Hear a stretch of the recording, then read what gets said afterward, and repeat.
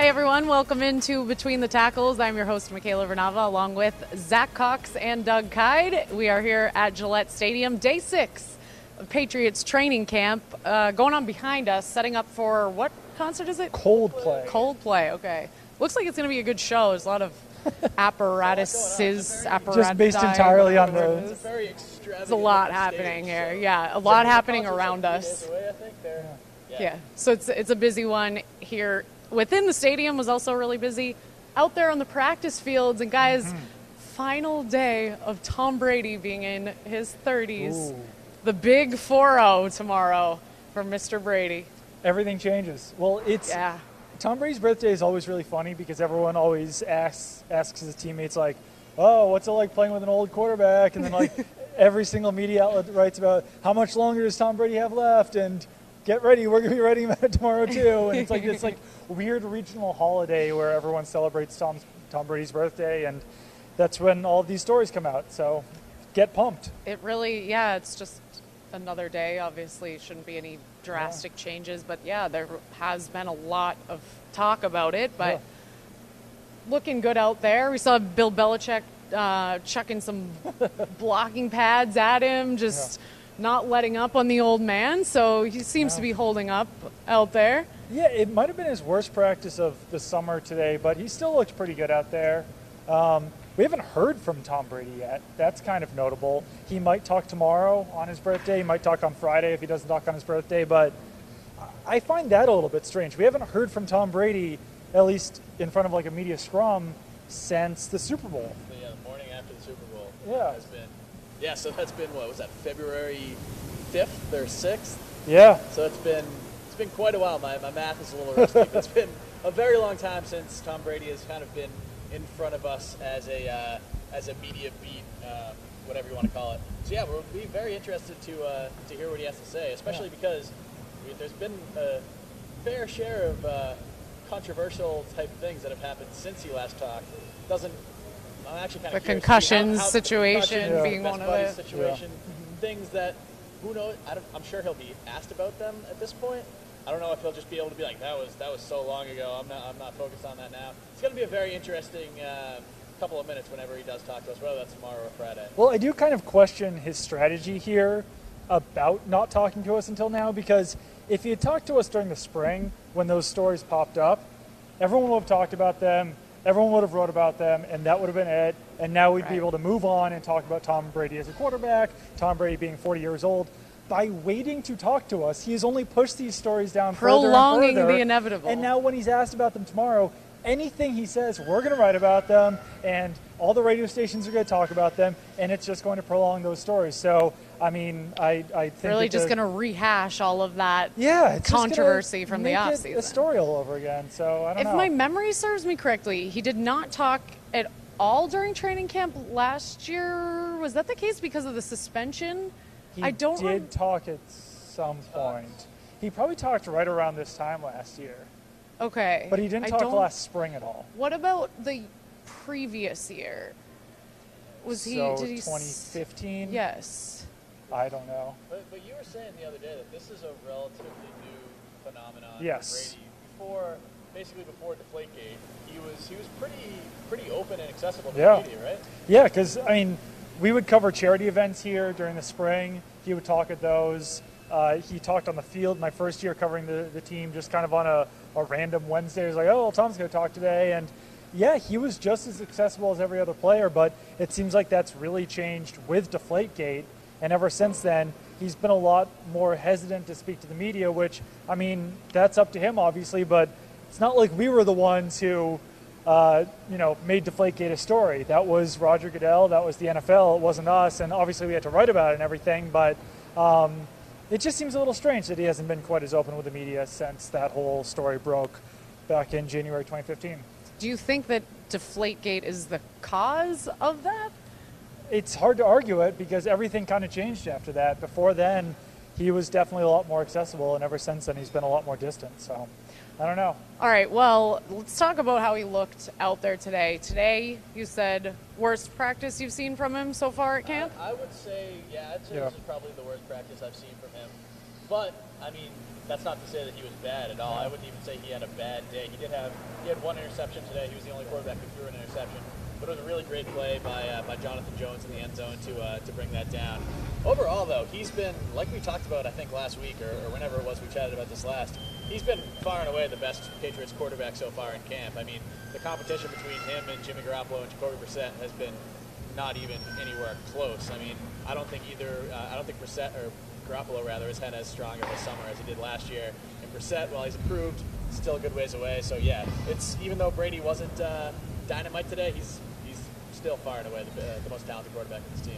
I am clearly struggling with the wind here with my notebook and my hair. I swear it wasn't windy before we started this and just really picked up. Yeah. But let's talk more about Jimmy G, because as you said, in comparison to last training camp, a drop-off this year. What do you think the cause of that would be? Because you'd think that last year there'd be more pressure on him. He might just be testing himself more. Maybe Bill Belichick is testing him more. I think Jimmy's always been a slightly better better game player than a practice player. We saw that in 2014, 2015, even a little bit last year. So I don't think it's anything to be too concerned about. I think that the story here, though, is that Tom Brady is still clearly the better quarterback. There's no controversy there. Tom Brady has thrown 2 interceptions in camp, and Garoppolo, I don't know. I mean, I can't count how many he has, but I think it's been 6 in 7-on-7, so 11-on-11. Yeah. So he had another one in 4-on-4s.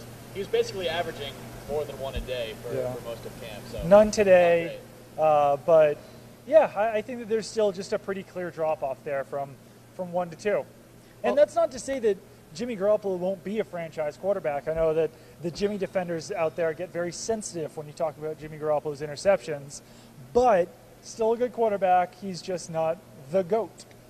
And still a lot of training camp left, yes. So we'll be keeping tabs on his progress and how he's doing. But looking at the receiving core, the unit on this team there are a lot of really deep positions on this team, but that really being one that's totally loaded and now thinning out with injury a little bit. Amendola and Malcolm Mitchell working out on the side, not with the rest of the team. Except, Amendola, how is he looking to you?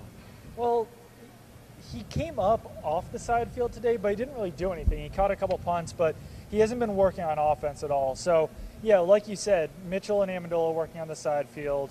Cody Hollister has been out for a few days now. Chris Hogan and Matthew Slater got banged up today and didn't finish practice. Julian Edelman did finish practice, but he also got a little bit banged up today. So that left 5 fully healthy wide receivers, 6 healthy, including Edelman. So that's 5 out of 11 wide receivers, or actually really 6 out of 11, are banged up at all. And I think the ranks are thinning out there, so they might need to sign someone. When you look at the group that is fully healthy right now, those 5 players who really haven't shown any sign of injury, Brandon Cooks is the only one of those who probably will make this team. Right. I mean, obviously he's a lot to make this team, but I mean the other 4 in that group, it's Austin Carr, Devin Lucien, KJ May, and Tony Washington.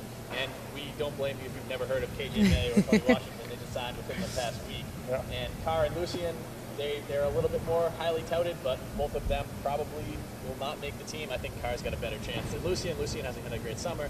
But anyway, going back to my point to start with, most of the receivers who are expected to contribute on this team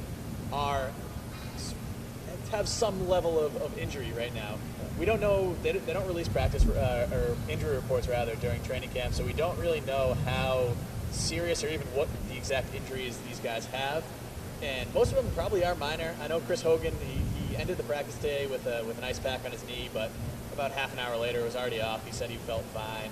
So most of these are probably just kind of cautionary things, but even still, it can be a tad concerning if you have 4 or 5 wide receivers who can't go in practice. It kind of tests the depth there a little bit. As for those other guys, the fringe guys, though, how can they really take advantage of, even if it is just part of a practice that Chris Hogan sidelined and they get a couple extra reps? What can they do to really make the most of those reps? Just don't drop passes, catch them, do well. I mean, I think that the one who really is,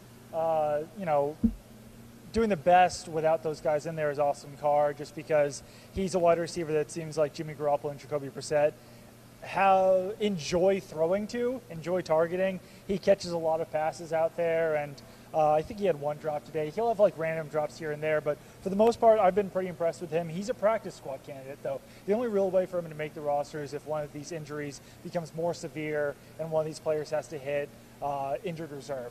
Until then, I think that Austin Carr will continue to be a fringe guy, but if he does make the practice squad, then he could be elevated to the main roster at any point during the season, and that's definitely a player that it seems like the Patriots would like to keep around on their practice squad because he does have some upside there as a slot receiver. And even though it's not during a game, if they are out there making plays and end up not even making the practice squad or on the practice squad, I mean, what they're doing out there, if they then can show it in preseason, could bode well for them. If they don't make it here, maybe elsewhere. Yeah, absolutely. I mean, there's going to be almost half of the players that are currently on rosters are going to be without a job within the next month or so. So any tape that you can have, even if it's just practice tape against third-string defensive backs, it's any good plays you can make are going to help you in your job search if those guys do indeed end up needing to find jobs elsewhere. Yeah. All right, well, another target out there, Dwayne Allen. On the uptick, we talked last week about how he had a shaky spring and rough first day of training camp, but what have you seen from him since we last came on here on Between the Tackles? He's been good. I mean, I wouldn't even say he had a rough first day of training camp. Really, since training camp started, he's been solid. I think he had one drop yesterday, so that's one drop in 6 training camp practices after he had more than a half dozen in the OTAs and minicamp we were able to watch. He's really kind of settled in, and the fact that he's also been able to show what he can do as a blocker. Now that the pads are on, he's known more, as we said, he's known more as a blocking tight end than a receiving threat anyway. So I really think that he hasn't been a superstar by any means. He hasn't really flashed, but we haven't noticed him making poor plays, which is definitely a improvement over what we saw in the spring. Yeah, and he has stood out to me a little bit as a blocker in those drills that they do sometimes against edge rushers out there. So I have been impressed with him in that regard. Do you know where he trained this offseason? Was he back in Clemson? Well, wherever he trained, that's apparently where he left his hands for the spring. Found them during the summer. And brought him back here to Foxborough.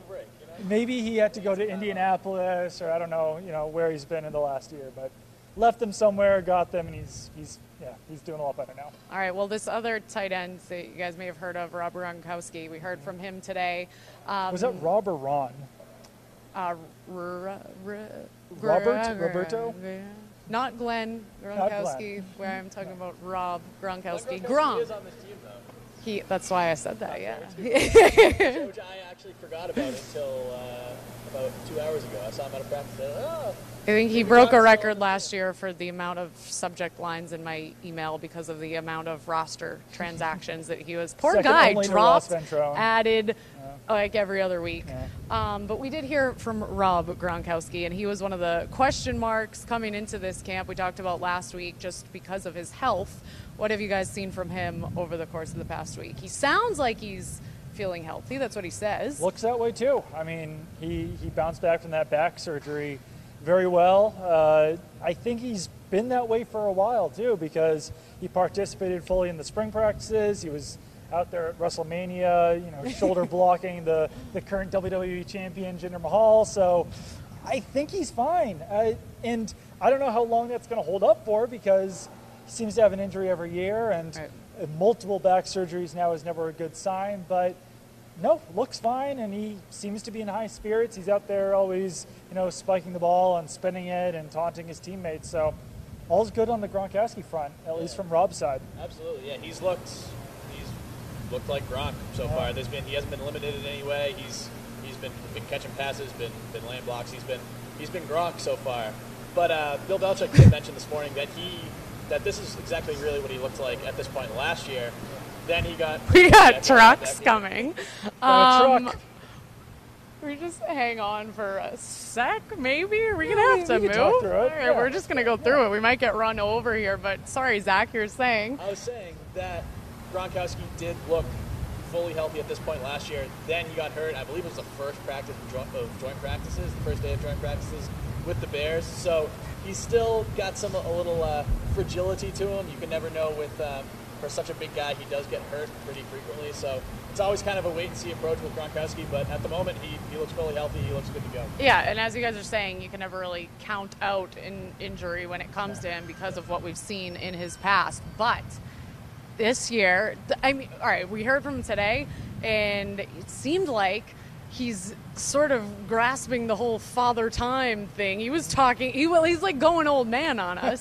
The way he was talking about his age and in relation to Tom Brady, but he's working with Tom Brady's trainer and actually did address that he's working on the injury prevention, and it's obviously working for Brady. So yeah, Gronk is trying to become more pliable. I think it also helps that they have malleable Allen this season. They will probably be able to take some reps off Gronkowski, at least in the blocking game.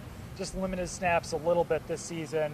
Probably more one tight end snaps with Dwayne Allen, filling Gronkowski's role rather than running a full two tight end offense out there, especially since they have so many talented wide receivers. You don't really want to take Chris Hogan, Julian Edelman, or Brandon Cooks off the field to put Dwayne Allen on there. So I think that Allen signing will help potentially keep Gronkowski a little bit healthier this season. But as Bill Belichick says, no one's starting role is promised. Still got to earn it Oh, out absolutely there. not. Nope, Gronkowski, not a definite roster lock. No. Might see, I forgot his name. I want to add. Cotton? Sam Cotton? Might see Sam Cotton be the first string tight end. Who? Who? I'm blanking out so bad on. Cotton. Who's the? Don't tell me, but tell me. The Northeastern. Matt Lengel. Yes. He will Scoring not be the touchdowns. He does have a touchdown. I do want to throw in. I want to talk about the Patriots' backfield before we switch over to the other side of the ball. I am sorry to my producers back at Nesson because I didn't put this on the rundown. Oh boy. Oops. But Sorry, Marc. Bill Belichick did talk. Was it yesterday about how he wants to be more unpredictable? Yes. So We'll see what how have you that seen? goes. Yeah. I mean, it's good in theory, but I mean, as far as statistics go, Mike Gillislee doesn't really have that many more receptions as his career as LeGarrette Blount did. Maybe they've seen so far that he can catch passes a little bit more than Blount, and James White's still not exactly a great running threat. So when James White's in there, they're probably still going to be throwing the ball, but it's a good premise, and maybe that will work out when Rex Burkhead's in there, when Deion Lewis is in there. Opposing defenses won't really know what they're doing. So in that regard, I think that helps the unpredictability factor. But at the same time, when Gillislee is in there, they're probably going to be running the ball. And when James White's in there, they're probably going to be throwing the ball. But any little bit helps there, I think. Yeah, and the fact that their rushing attack is so multifaceted. We really might get run over, but we're going to keep talking about football until anyone tells us otherwise.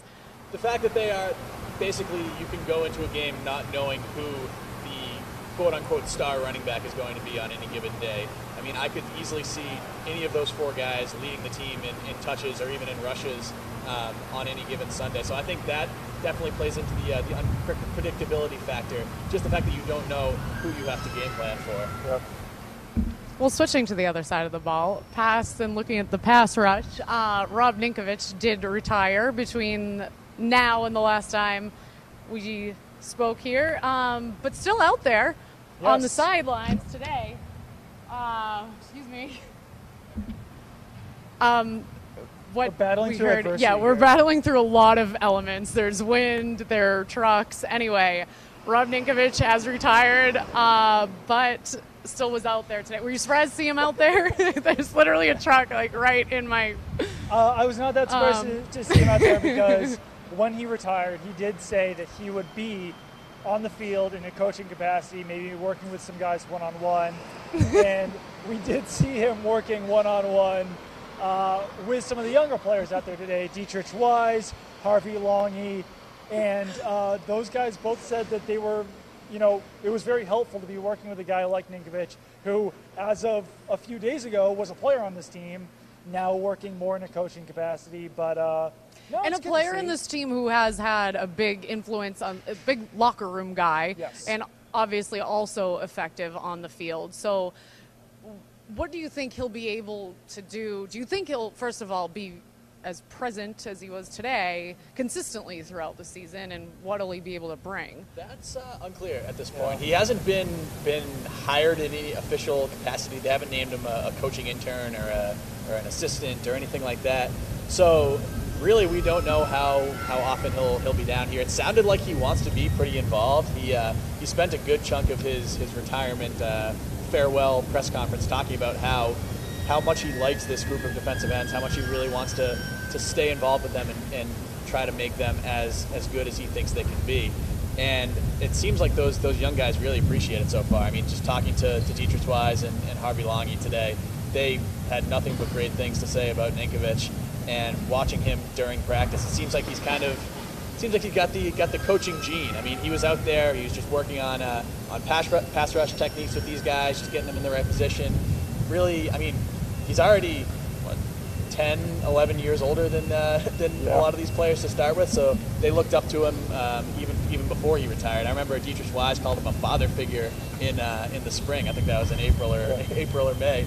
So yeah, I'm sure the Patriots are gonna, as often as Rob Ninkovich wants to be involved in this team, I'm sure they're going to be happy to have him. You can definitely see why he'd be that way too. Like I said, the presence in the locker room, I feel like, percolates into us as media members. He's one of those guys that is always good for a quote, good to us, and then obviously evident in the retirement press conference that was super crowded in there, all his teammates out there, and then even just what he had to deal with throughout his career, getting cut, and I feel like that he seems like sort of wise, but like a cool uncle that you want to have. Like, he's cool and fun.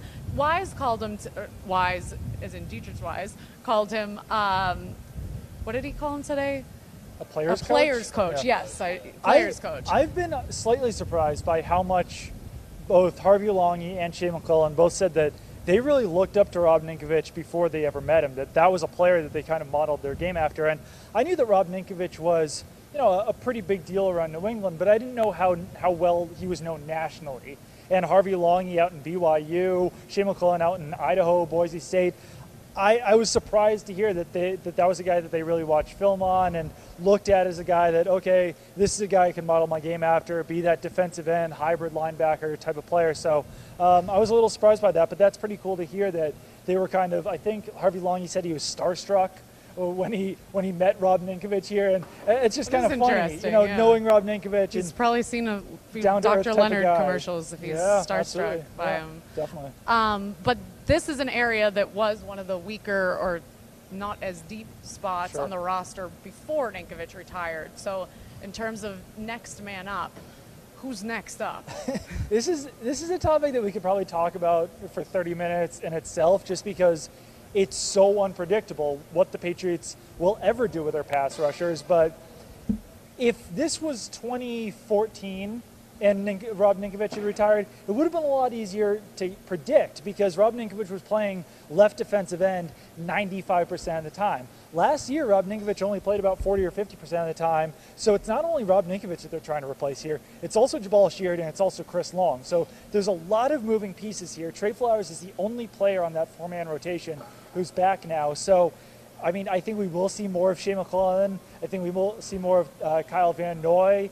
Harvey Longy might get an opportunity. He was playing with the first-team defense, which was really surprising today because he came in as an undrafted free agent. Dietrich Wise, who we just spoke about, late fourth-round pick, he also was playing with the first-team defense. So there's some surprise names being thrown in there. I think when this happened, we all kind of assumed that Coney Ely would be the major benefactor of Rob Ninkovich's retirement, but he was out there with a second and third team defense out there, and he really has not acclimated to this team as well as a lot of people expected him to. And right now, looks like a guy like Dietrich Wise would have a better chance of starting than Coney Ely. That's what I'm super curious about, is we're seeing these young guys come up and stepping up. What is it with Ely, do you think, that is making it difficult for him to acclimate here?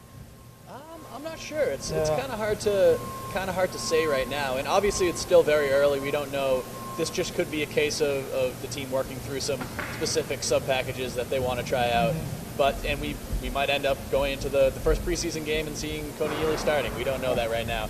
I guess it's just an acclimation period. Bill Belichick did say when he spoke yesterday that they're trying to use Coney Ealy in ways that he wasn't used down in Carolina. They're trying to have him drop back in coverage more often, do a couple other things that he really didn't do a whole lot of when he was with the Panthers. So maybe that's kind of played into it, the fact that he still has maybe a little more to learn than some other players.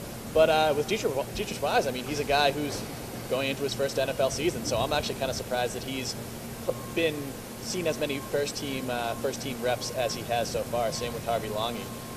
I know that this isn't something that necessarily translates directly to on-the-field play, but Dietrich Wise just strikes me as very intelligent. Have you guys gotten that same vibe? Just he's so well-spoken. Very and just seems guy.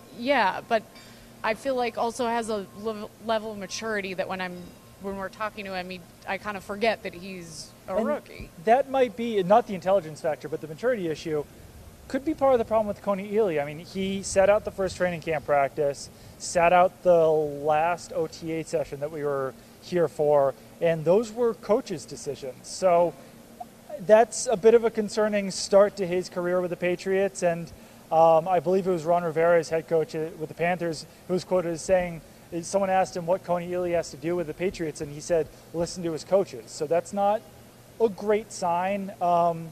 I found it curious that Belichick wanted him to drop back into coverage more because he's already listed at 6'4", 275. If anything, he looks bigger than that. He almost looks like he's a defensive tackle out there. Just from seeing him, he's got massive arms, and he's just a massive guy. I don't think that that's who you really want dropping back into coverage and covering tight ends. At the same time, you don't really want Dietrich Wise doing that either because he's 6'5", 274 himself, and it looks great moving forward. I don't know if he would look quite as fluid moving backwards in coverage. So I don't know what they'll do there. Actually, one name that does intrigue me is a name that Patriots fans know very well, Dante Hightower. Yeah. When he comes back, I was watching some tape of Super Bowl 51 last night, and he played on the line for most of that game. He's obviously a linebacker. He's played linebacker his entire career. He's not a defensive end. But with the way that Bill Belichick and Matt Patricia like to mix up their defenses so much, like to mix up their schemes, I could theoretically see Dante Hightower playing some on the edge when he comes back and is healthy, because he's a guy who can rush the quarterback. He might be the best pass rusher on this team. Might be, even though he's a traditional inside linebacker. And he can also drop back into coverage. He's a very versatile guy, especially if David Harris turns into the player that he has been in the past, that he was with the Jets for so many years, and he can play that traditional middle linebacker, kind of stout run defender kind of guy. I think you could see some Hightower over there too. Just going back to something that you mentioned just a bit ago about Ealy sitting out those practices and that being coach's decision, what would lead to a coach making that decision? Because we were discussing the maturity thing. What would make them be like, all right, you need to take a seat and... Well, he left a mini camp practice halfway through, and he didn't leave the practice with trainers. So I don't know what happened in that situation. I mean, if a guy came in out of shape, that could be the type of thing where you sit a guy.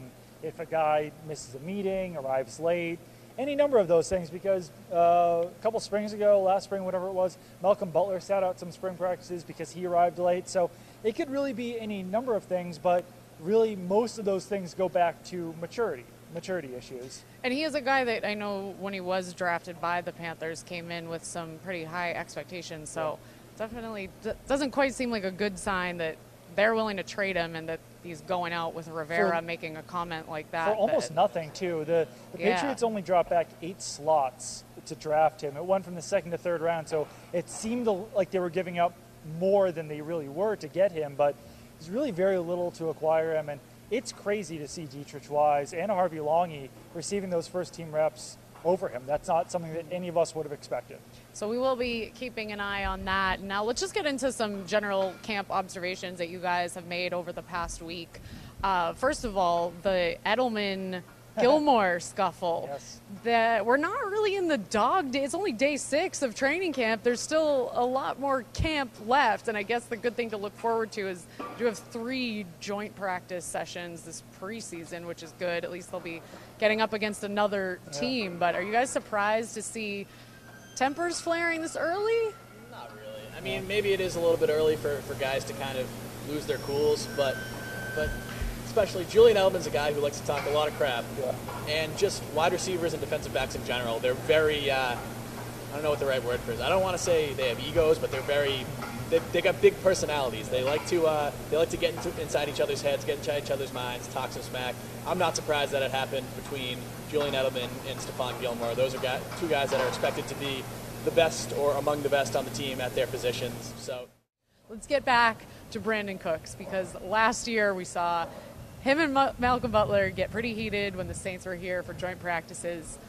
What have you seen from those two so far this training camp? Yeah, Cooks has not dominated Butler like he did in past practices and games. Butler actually was more competitive today than ever. He covered Cooks so well during a one-on-one drill that Jacoby Brissett didn't even throw the ball. Another time he covered him extremely well and prevented a catch. So I've been extremely impressed really with both players, but Butler has, if anything, been even better this summer in training camp. And that makes sense because he's more comfortable here with the Patriots, but I think he's been great so far. Do you think Brandon Cooks is just taking it easy on him so far? Is he going to start ramping it up? I think it's just been it's been a great matchup so far. I mean, earlier in camp, I think Brandon Cooks was maybe the best player on the field. His talent is just so evident as soon as you see him. Like, he'll run one route and you look at him and go, wow, this guy is going to be a problem. But that's why those one-on-one drills that we saw today were so entertaining, because those drills are actually slanted toward the offense pretty significantly, because the quarterback knows what route the receiver is going to run. The receiver knows what route he's running. He can just zigzag all around the field and leave a defender in the dust. The fact that Malcolm Butler was able to blanket Cooks so well that Jacoby Brissett just gave up, just said, hey, man, I'm not throwing this ball. Might have been the most impressive play I've seen all of training camp.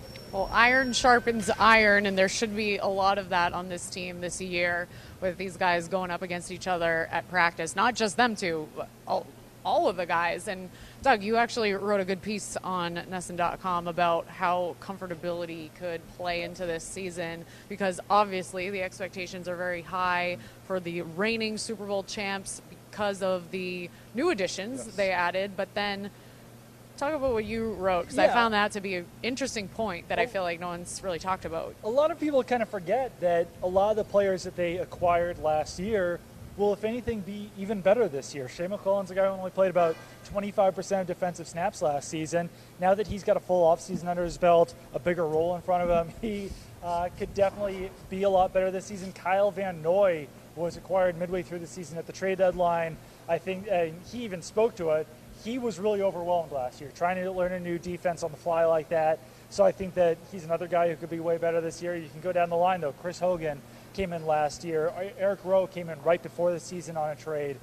Joe Tooney and Malcolm Mitchell, a few other guys, were rookie contributors on this team that could really make that second-year leap. So you're not only looking at guys like Brandon Cooks and Coney Ely and Stephon Gilmore and all these other guys who they acquired over the offseason, but the guys in the past who they acquired will be more comfortable and will be better this season, and they could take on greater roles with some of the other guys like Ninkovich and those guys out of the picture now. And not even just the second-year guys, but then take a guy like Trey Flowers. That's his third year, right? He's entering his third year. Yes. So, and coming off such a great season that he had last year, great display in the playoffs. So it's like the reigning Super Bowl champs are just getting even better, plus they added all these other guys. In a lot of ways, Trey Flowers was almost a rookie last season, because he really didn't play. He played next to nothing in his actual rookie season 2 years ago. He really came on, and it wasn't until week 7 or 8 where we really even started noticing him. I mean, I think everybody remembers now John Gruden saying that he might be the Patriots' best defensive player. I think that was like week 10. Like, what the hell is he talking about? And then 2 months later, he's making 2 huge plays in the Super Bowl, and now he's going into the season. He's one of their top 3 or 4 most important players on that whole defense. So yeah, it's going to be pretty. Like you said, I think some people might be forgetting about some of these the good players that the Patriots already had, with how much we've been talking about Gilmore and Cooks and all those new guys. So with pretty much the first week in the book here, who has been the biggest surprise standout of camp? Probably Dietrich Wise. Just the fact that he has been doing really well in one-on-ones. He has been playing with the first team, and that's something that really no one could have possibly expected. If anything, we expected to see Derek Rivers with the first team before Wise, but Wise has been a standout. One guy that is not a surprise, but has been a standout to me, if I can throw that into, Joe Tooney's been fantastic in one-on-one drills. He might be in the running for best guards in the NFL this season. Yeah, he crushed. Bold claim. He crushed Trey Flowers on one particular one-on-one that I saw, which was very impressive given how much hype Trey Flowers has around him. Another guy's Eric Rowe. I think he wasn't as great maybe today and yesterday, but he really got off to a strong start in training camp. Really kind of everybody expected him to make this team regardless, but I think he's really kind of solidified himself as the clear third best cornerback on this team behind Malcolm Butler, Stephon Gilmore. All right. Well, guys, as fun as this has Fantastic. been, it has been fantastic, among many other things. But despite all the hiccups, I think we really powered through it. It's the Patriot way, just, just doing our jobs. Any final thoughts before we sign off here? None. All right. Well, we'll be back next week. Thanks for watching /listening, and keep it on NESN.com for all your Patriots news.